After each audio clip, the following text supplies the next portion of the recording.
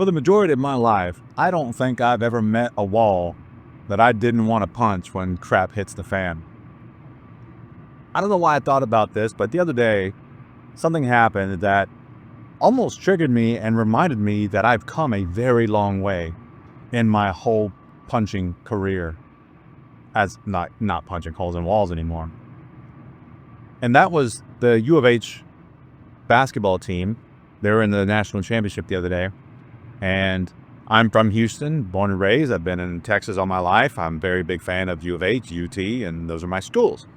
And they lost in the final few seconds on a freaking play where the guy was trying to shoot a three-pointer. One of our guys was trying to shoot a three-pointer. Had he made it, that would have been virtually the game. But the defender kind of came out of nowhere, and so he kind of bobbled it and had to shoot it away, and he couldn't touch it because of some rules. And they lost the game like that. It was a fumbled play that lost the game. And there was this twinge, this utter archaic primal blah that just wanted to come out. And I took a few deep breaths. Okay. And then I asked myself, what can I do about this situation? Nothing. It's not me. I'm not the coach. I'm not the players. There's nothing I can do. What is it that I'm feeling? I'm feeling anger and loss and resentment because I've been in sports all my life. I know the feeling. I even felt empathy for the guys, and I was mad for them. And then it triggered this positive thing in me. This reinforcement, this positive reinforcement that, hey, dude, I've actually come quite a long way in this regard. No walls are in danger right now. So I thought that was really cool. And now today, I decided to take you along with me as I head over to photograph a property. That's what I do for most of my income. I photograph properties.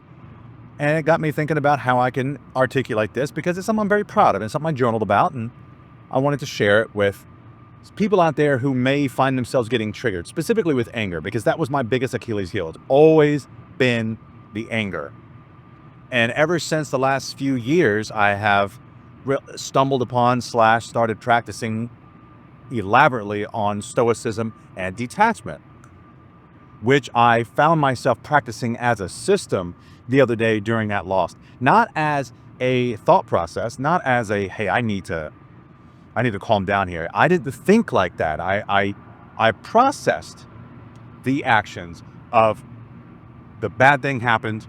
I reacted or found myself wanting to react. I thought about it for a second. I took some deep breaths, and then I asked myself if I could control it. No, I can't control it. So what can I control? Well, I can get on about my life and find some way to be creatively inspired by, that energy that was an influx. So here we are heading to this property to photograph it, and now I can chat about this. So come along with me.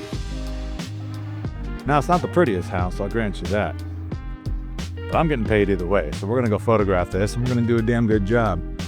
I've shot a lot of properties over the years, and I live by the coast, so I shoot a lot of beach houses, and those can get a bit elaborate, but it's always nice to get some of these smaller properties and just make the project a little bit easier. Yeah, so let's go ahead and get inside and get to photographing.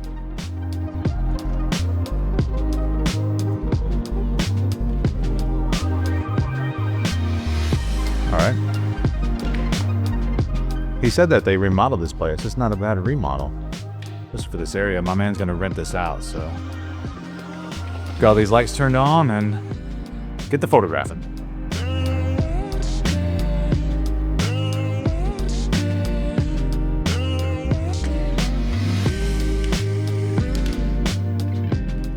I love my clients, don't get me wrong, but it is so much nicer coming to work and get to photograph the properties without somebody directing you.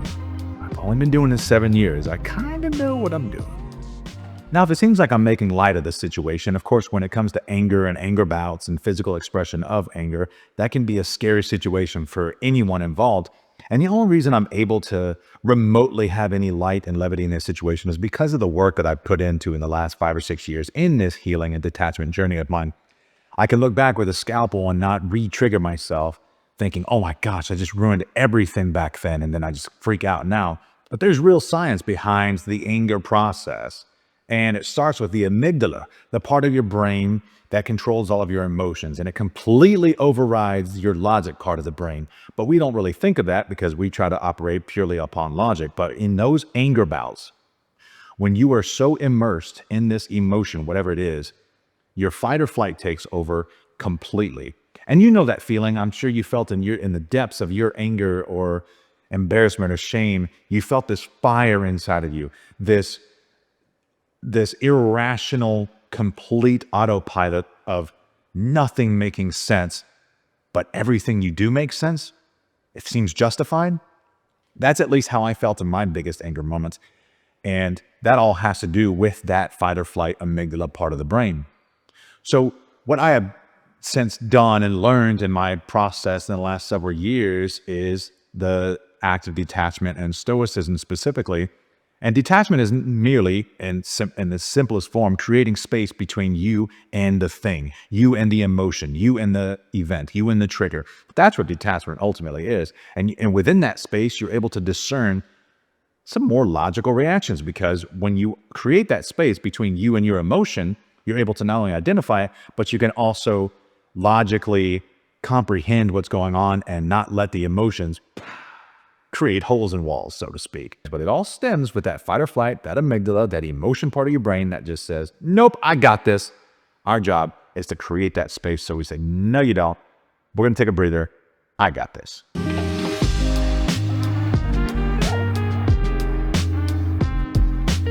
My frickin' screen on my camera is broken. So I've got to look through the little peephole here, which is not very easy for a tall boy like me to do. So I gotta look through the little viewfinder here and try to get a good photo.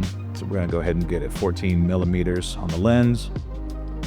All right, we're looking good. Now what I do actually in these processes, whenever I'm shooting real estate photography, I'm shooting wide angle, and I take 3 photos. We call this HDR. So I take one photo, really dark photo, so I can capture the images outside and the bright lights outside.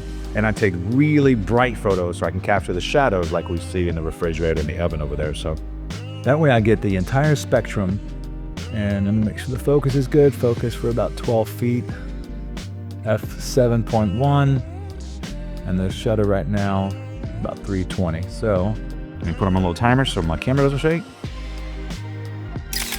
There. Now I got the darkest photo, and I'll show you what that looks like. And here's, we're gonna do a mid-range photo. There we go. And then we're going to do a really bright photo. And so I took those 3 photos with 3 different exposures, and then the final product looks like this. As you can tell, it's quite a bit different than the 3 previous photos, the raw photos that come out of camera. You got to edit these photos. That's the way photography works, especially with real estate photography. There's no other way around it.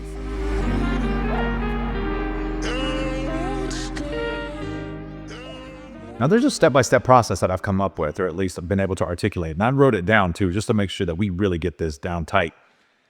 And this is something I started doing not really knowing that I was going through this process. But when the further along down the journey I got, I realized, hey, there's something methodical to this. And that's what I'm all about, is creating systems. So the first step, number 1, when you find yourself getting into the fight or flight moment, whatever it is, like I told you at the very beginning of this video, I said I was getting triggered with the U of H basketball team loss.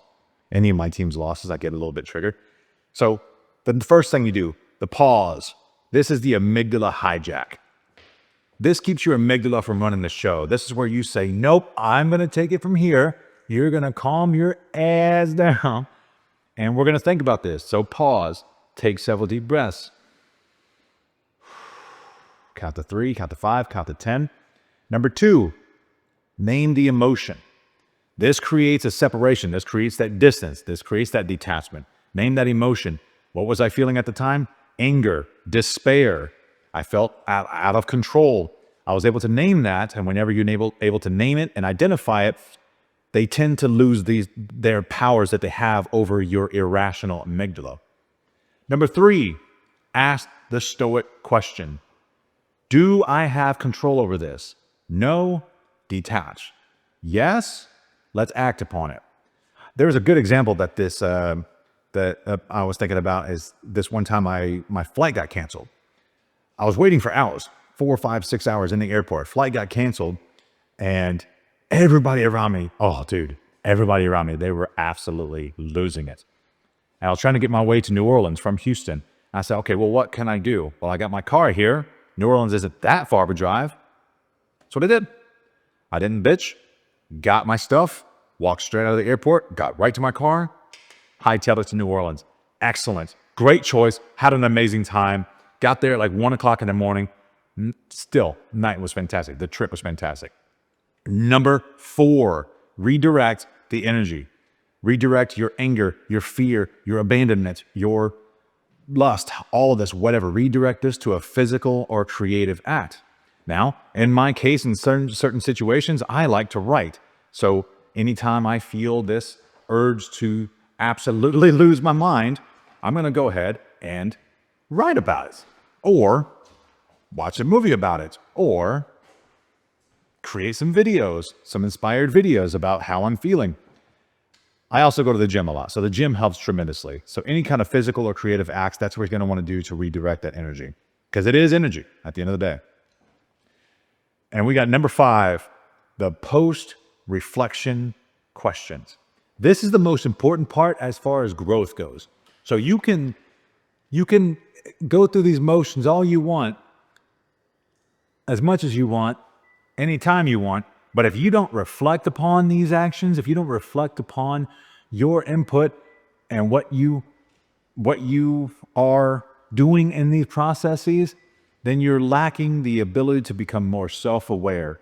And whenever you're able to become more aware of these triggers, of these anger bouts, of these actions that you take, then you start to implement a system.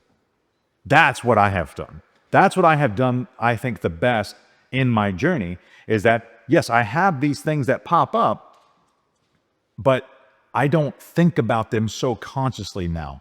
It's like any normal action. When you wake up, you go to the bathroom, or you drink your water, or you look at your phone.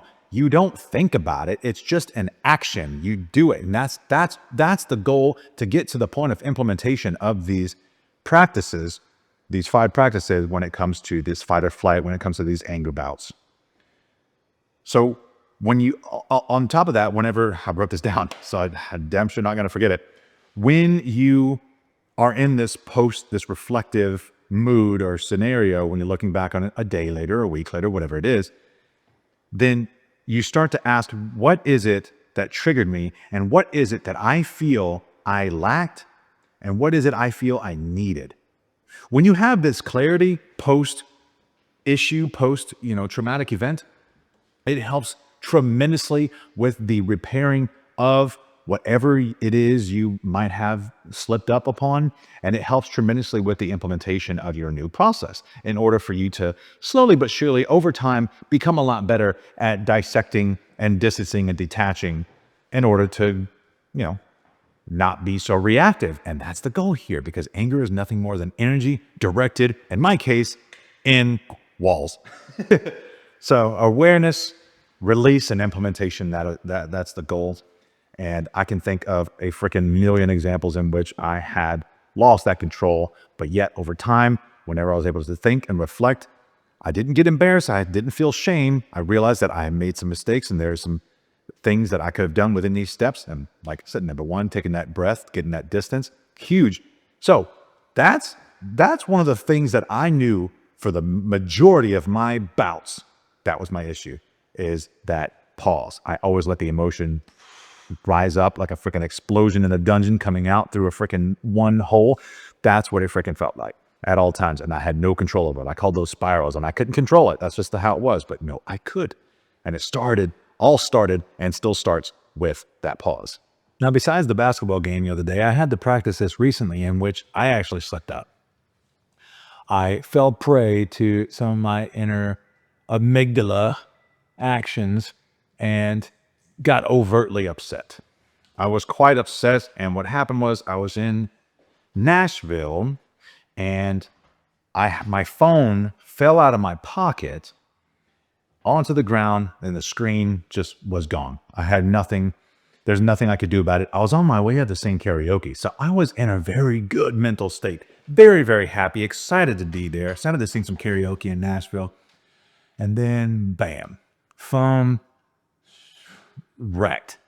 And I was upset for several reasons. For starters, I was in a place that I don't live. I live in Texas, and I was beholden to the people around me, and that made me feel a little out of control. And also, I am not doing significantly well money-wise, so I knew that this is going to be $200-300 or whatever it is to get a new screen. I know how to solve the problem. I know what the problem required me to do to solve it, but I was extremely upset, and I let my anger overtake me. I was aware of it, so there is a little bit of awareness going on, but yet I still felt a bit out of control, and I expressed it in a way that was very frustrating for me because I felt like I have come so far. What is going on with me? Why am I doing this right now? And I was with a good friend of mine, and she kind of helped guide me through the process as well. And that helps when you have people around you who are empathetic to your situation and are able to articulate, that process of taking a breath. What can you control? What can we do about this? And then identifying your emotion and going from there. And that's what I had with her, but I was still quite upset about that. So in my reflective period after, let me get this door shut over here. So I'm talking about, I don't want this door in my photo. So I'm going to go ahead and shut this. I'm getting a photo of this gimbal right here. I don't want that door showing up right there. So in that process, in the reflective process, because the damage was done, I was already overtly upset. So there's nothing I could do about that come the next day. And so when I was chatting with my friend, she said, okay, well, what can you do now? I was like, okay, well, what I could do now is get a new cell phone screen. I need a new cell phone screen because I happen to be flying tomorrow and I need the cell phone. So let's get that done. Okay, great. So now we have an action.